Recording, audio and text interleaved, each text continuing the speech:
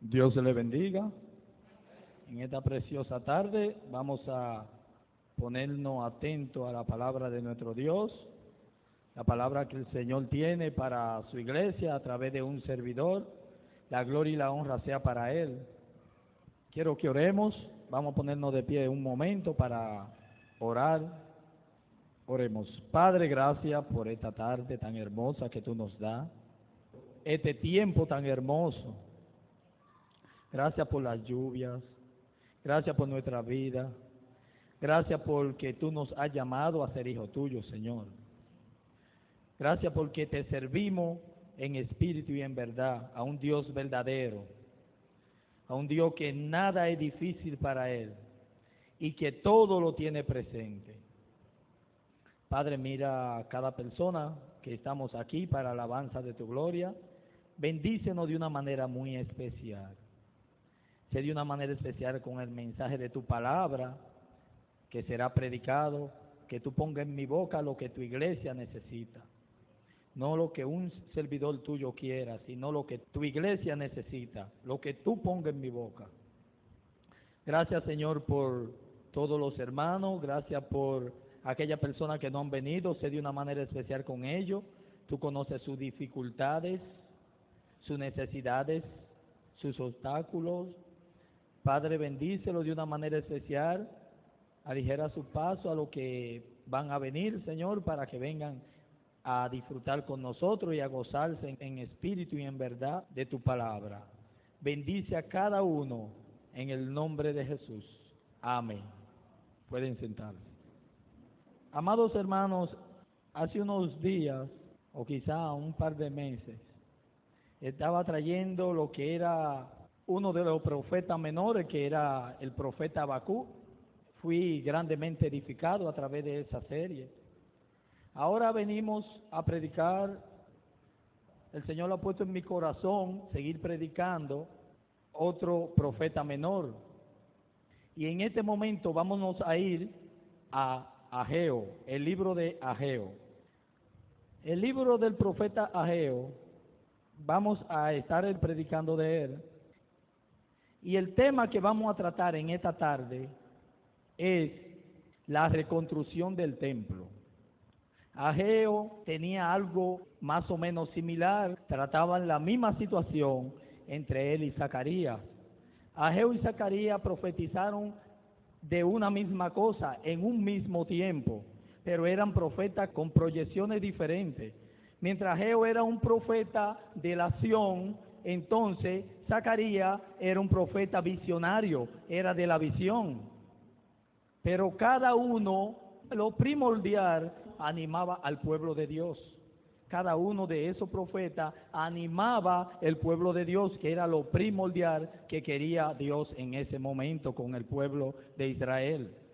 Si vemos que en Esdras 5:1 dice el versículo 1 que profetizaron Ageo y Zacarías, hijo de Ido, ambos profetas, a los judíos que estaban en Judá y en Jerusalén, en el nombre del Dios de Israel, quien estaba sobre ellos.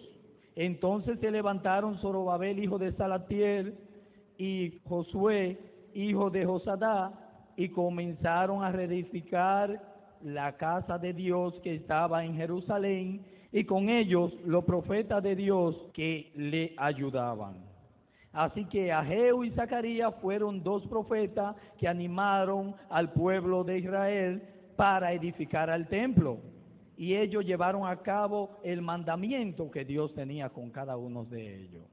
Entonces, como le decía, el tema de esta tarde es la reconstrucción del templo de Dios. Vamos a ver qué nos presenta Ageo en su apreciado libro.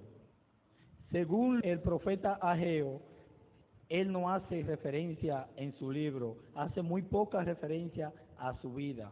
Pero lo que podemos percibir, lo que podemos ver a través de lo que hemos estudiado, el profeta número 1 exalta al Señor. Y cuando hacía esto, se posicionaba en el mismo lugar que se posicionaba el profeta Juan el Bautista. que él decía, es necesario que yo mengüe y el Señor crezca. Eso era una de las características que tenía el profeta Ageo. Pero si vemos también la segunda característica que podemos ver de este profeta, es que él era un mensajero de Dios.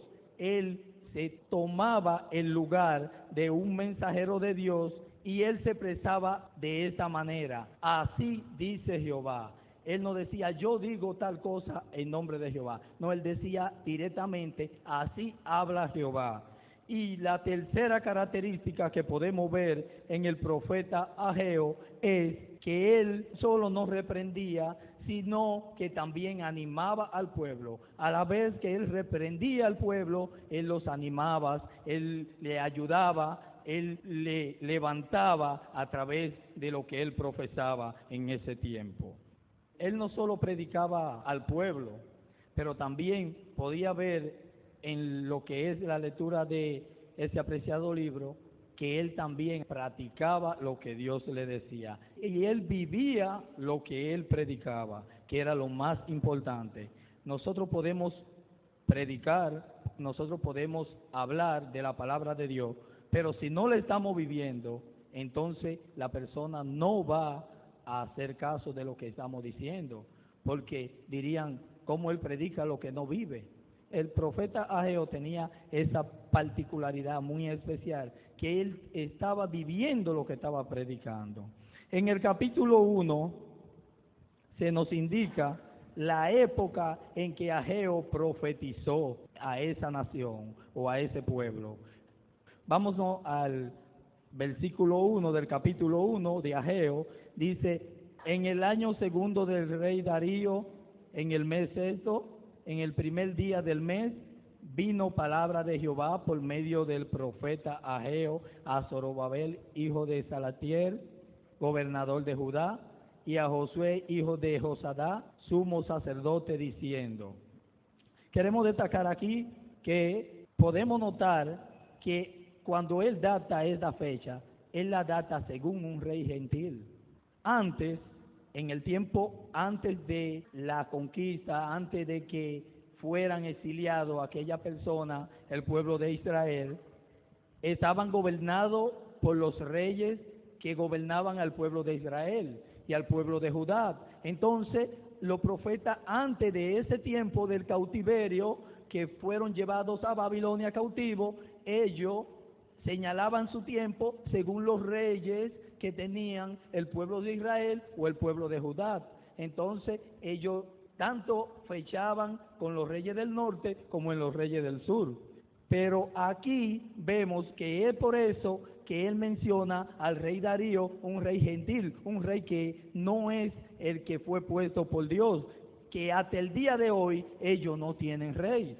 Entonces es por eso que en la última fecha fue puesta por un rey gentil.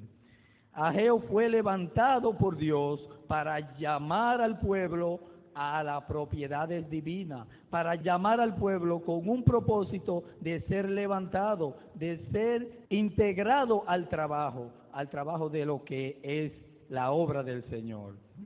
Si vemos en el versículo 2 dice, así ha hablado Jehová de los ejércitos, diciendo, ese pueblo dice, no ha llegado aún el tiempo de que la casa de Jehová sea reedificada. Las amenazas de sus enemigos y los problemas legales contra las tiranías que tenían esos hermanos, eso lo tenían reprimido. Eso tenía el pueblo que no quería hacer nada. Esas amenazas que ellos tenían constantemente, que eran llevados cautivos, entonces eso apalatró el pueblo, lo puso que no querían hacer nada. Pero si vemos el versículo 3, dice, entonces vino palabra de Jehová por medio del profeta Ageo diciendo, es para vosotros tiempo, para vosotros de habitar en vuestra casa artesanadas y esta casa está desierta. El profeta dice que ellos tenían tiempo para la casa de ellos. Le dice el profeta, ustedes tienen tiempo para su casa, tienen tiempo para poder adornar su casa. Tienen tiempo y tienen todos los medios de poder poner su casa en orden, de poder dedicarle el tiempo a su casa. Pero la casa de Dios está abandonada, le dice el profeta Ageo. La casa de Dios está abandonada. ¿Qué es lo que está pasando? Su casa está bien adornada. La casa de Dios está un desierto totalmente. Entonces, dice que la casa de ellos están bien artesonadas. El artesón o los artesones en la actividad de la construcción, antes se veía mucho eso, y para algunos hoteles que todavía ellos cubren el techo con madera, pues dice aquí que el artesón, a cuyo nombre no significamos, recibe toda aquella pieza de viga de madera de 2 a 3 pulgadas, del grosor de 6, 8 a 10 pulgadas de ancho, los cuales se utilizaban para sostener y adornar los cielos rasos ornamentales que tenían la casa. Yo recuerdo cuando en casa vivíamos en una casa de zinc, y ustedes saben que cuando el sol da muy duro, ese zinc calienta bastante. Y éramos muy pocos que teníamos la posibilidad de tener o parte con cielo raso o sin ningún cielo raso. Los que no tenían los medios tenían su casa así. Entonces, esas personas se preocupaban por tener su casa bien adornada, por tener su casa bien arreglada, mientras que el templo de Dios lo tenían abandonado. Su casa estaba cómoda, con todas las comodidades. Y no es que esto es malo, hermano. No es que esto era malo lo que ellos estaban haciendo, ni lo que estaban viviendo, sino que Dios no comparte ni compartía esa idea de que la casa de Dios esté abandonada y la casa de aquellas personas, de aquellos hijos de Dios, esté en primera instancia. Y el profeta se refiere a esto. La palabra de Dios menciona 250 veces en la Reina Valera la palabra templo. Entonces, dentro de esas 250 veces que la Reina Valera del 1960 tiene la palabra templo, 4 de ellas dice que nosotros somos templos. Y generalmente están en Corintios, que la vamos a citar ahora mismo. 4 de ellas dicen que nosotros somos templo de Dios.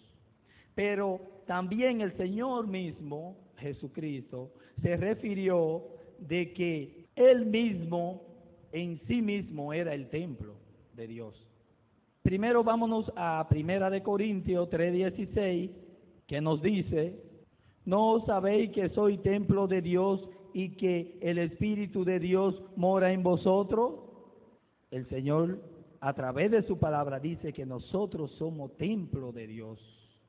Y eso fue dicho en los Corintios porque había una situación carnal que ellos tenían. Pero más adelante dice en 1 Corintios, ahí mismo, el versículo siguiente, en el 3:17, si alguno destruyere el templo de Dios, Dios le destruirá a él, porque el templo de Dios, el cual sois vosotros, santo es. Nosotros somos templo de Dios, hermano. Entonces nosotros debemos de cuidar del templo de Dios que está en nosotros. Ahí había otra situación de hermanos que se dividían para ciertos enfoques. Unos se iban para un grupo y otros para otro grupo. Hermanos, los grupos no son buenos. Y ustedes saben, cuando yo estaba leyendo y estaba estudiando este mismo versículo, de que algunos eran de un grupo y otros eran de otro grupo, me estaba acordando de los caldeos. Me estaba acordando que los caldeos estaban con los babilonios bien contentos. Y todo era un grupo y ellos eran los merodeadores que agarraban y iban y acababan con todo en la tierra. Pero de repente, dentro de ellos mismos, con los babilonios, entonces ellos se dividieron y también agarraron su tajá. Y no dude que dentro de los mismos caldeos, otro grupo también se dividan. Entonces, las divisiones no son buenas. Es bueno estar juntos y en armonía. Ahí envía el Señor bendiciones y vida eterna.